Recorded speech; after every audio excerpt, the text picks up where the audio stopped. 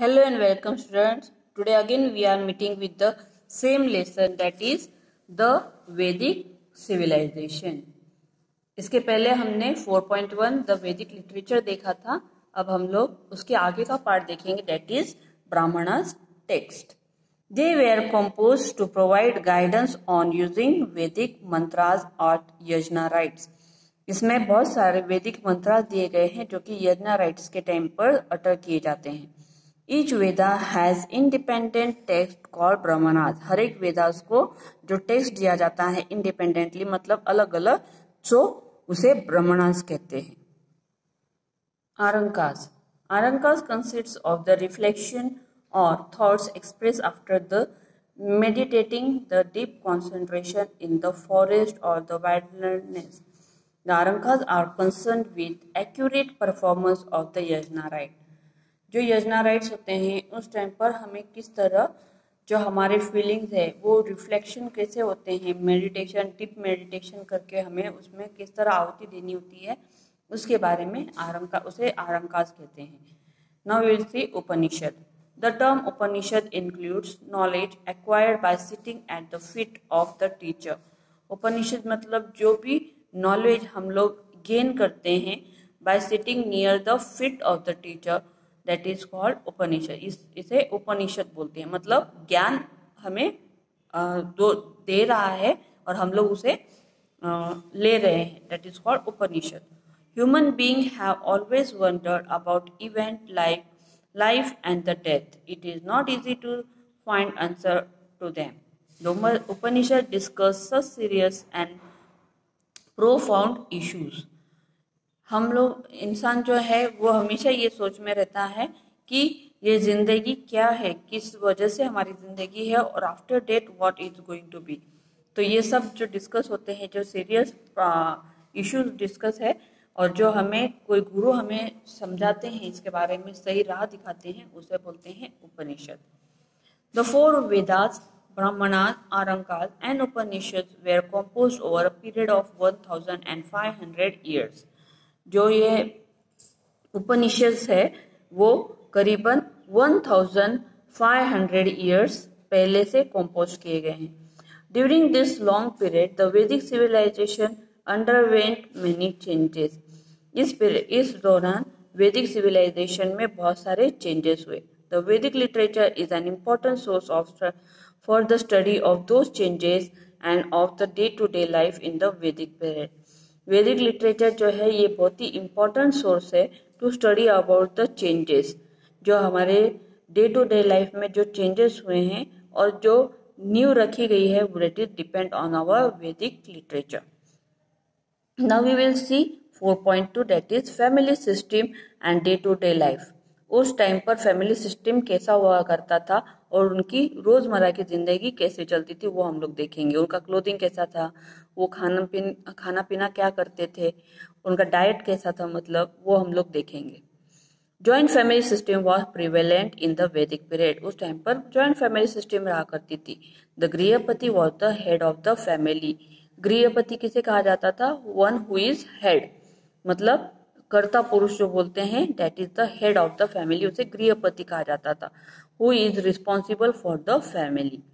His family included his old parents, wife and children, and also the families to the children, the younger brother and their families. अभी भी हम लोग कुछ जगह पर देखेंगे तो कहीं कहीं पर अभी भी जॉइंट फैमिली सिस्टम होता है. ये जो है जॉइंट फैमिली सिस्टम जो है वो हमारी आज की प्रथा नहीं है, तो बहुत ही पुरातन प्रथा है जो कि वैदिक पीरियड से चलती आई है, जहाँ पर कि ग्रैंड पेरेंट्स और अंकल आंटीज और उनके भी बच्चे एक साथ रहते हैं, उसे बोलते हैं joint family. Okay, this family system was particular in the initial period. There are references to the woman scholars such as Lopamudra, Gargi and Maitri in वैदिक लिटरेचर.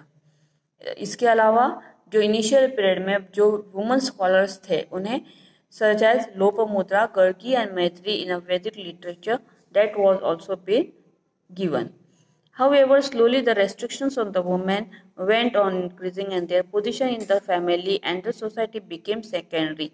पहले जो है औरतों को बहुत मान सम्मान दिया जाता था, उन्हें भी उतना ही आदर सम्मान देकर हर एक चीज में उनको प्रेफरेंस दिया जाता था। मतलब जैसे कि they we are also been invited for doing the day to day life में जो हमारी जो प्रोग्रेस है उसके अंदर वो लोग भी उतने ही कंट्रीब्यूट करते थे। लेकिन धीरे धीरे क्या होने लगा कि in a family system only the position of the women went on decreasing, okay, और उस वजह से उनको अब सेकेंडरी पोजीशन दी जाने लगी। द हाउसेज ड्यूरिंग द वैदिक period way earthen and Vettel and doubt constituents which is dabbed with a clay mixed with cow dung. A house are called गृह और शाला। उस टाइम पर जो घर थे वो कैसे थे, यहाँ पर देखो पिक्चर में दिए गए हैं, ये दैट इज वेटल, ओके, जो घास वगैरह रहते हैं उससे बने हुए, और उसमें मिट्टी या तो फिर गाय का गोबर जो होता है उससे वो लिपा पोता जाता है, तो उसे क्या बोलते थे उस टाइम पर, गृह और शाला, जो हाउसेस बना करते थे। The diet of the people mainly consisted of the cereals like wheat, barley and rice. वो तभी वो लोग क्या खाना खाते थे, उनका डाइट कैसा था, तो व्हीट, बार्ले और राइस उनकी डाइट में इंक्लूड था। From this they made different preparations. The word of जवा, गुडुम, व्रीहा etcetera can be found in the Vedic literature. उनके सिर्फ नेम अलग अलग थे, जावा, घुमा और व्रीही, इस नाम से वो उस चीज को पहचानते थे, नाम अलग थे but the cereals were the same, that was wheat, barley and rice. So Java means barley, Guhum means wheat and Vrihi means rice. Vedic people released milk, yogurt, ghee, butter, honey, black gram, latin, sesame and meat were also a part of their diet. वैदिक period में जो लोग वो लोग ये तो खाते ही थे, उसके अलावा उनके डाइट में और भी जो कुछ चीजें शामिल थी, जैसे कि milk, yogurt, ghee, butter, honey, black gram, yogurt means दही, lentil that is masoor, sesame, sesame मतलब तिल, and meat were also been a part of their diet. People in the वैदिक period used cotton and woollen garments. वो कपड़े कौन से पहनते थे, कॉटन और woollen garments. They also used वालखाल्स और clothes made from the bark of trees. Bark of trees मतलब जो स्टेम की जो साल रहती है, वो जो ट्री की वो बार्क ऑफ द ट्री, उससे भी वालखास बनाए जाते थे उस टाइम पर, वो भी वो लोग यूज करते थे। Similarly animal skin were also been used for the clothing. Man and women use ornaments of gold, flower garlands, strings made of the beads etcetera. Beads मतलब मनी बनाते थे और उसके भी वो कुछ आभूषण पहनते थे, जैसे कि गोल्ड के बने हुए, and also the flower garlands. Garlands मतलब हार, जो हम लोग भगवान को पहनाते हैं ना, yes, Mala. A kind of pendant called niksha seems to have been the popular. It was also used as a currency. उस टाइम पर एक पेंडेंट पहना करते थे, that was निष्का। वो उस टाइम पर एज अ करेंसी भी लोग यूज करते थे और वो बहुत ही पॉपुलर था। Singing, playing music instruments, dance, board games, chariot race and the hunting were the means of recreations. Their main musical instruments were veena, santoor, crumbles and the conch. These were the musical instruments. अब उस time पर TV, video, mobiles ये सब नहीं था, तो for the entertainment, for using their time, वो music instruments बनाना और बजाना किया करते थे। कुछ बोर्ड गेम्स, चैरियट की रेस, चैरियट मतलब क्या, ये जो घोड़ा गाड़ी दी गई है ना उसको चैरियट बोलते हैं, उसकी रेस लगाना। तो ऐसे अलग अलग जो उनकी लाइफस्टाइल कैसी थी इससे हमें पता चलता है। संतूर, क्रैम्बल्स मतलब जो हम लोग ताड़ बजाते हैं ना भगवान की, उसको क्रैम्बल्स बोलते हैं। एंड कोंच, जो कि शंख वगैरह बजाते हैं उसे कोंच बोलते हैं। परक्यूशन इंस्ट्रूमेंट्स, परक्यूशन मतलब क्या, striking on one body against another, मतलब एक चीज के ऊपर दूसरी चीज के साथ मारकर बजना, उसको परक्यूशन इंस्ट्रूमेंट बोलते हैं। जैसे कि डमरू एंड मृदंग, उसे परक्यूशन इंस्ट्रूमेंट बोलते हैं।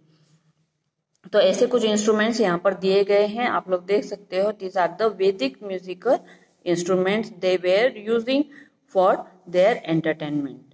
So we have completed our 4.2 in this part, and 4.3 we will continue with in our next video. Till that, bye.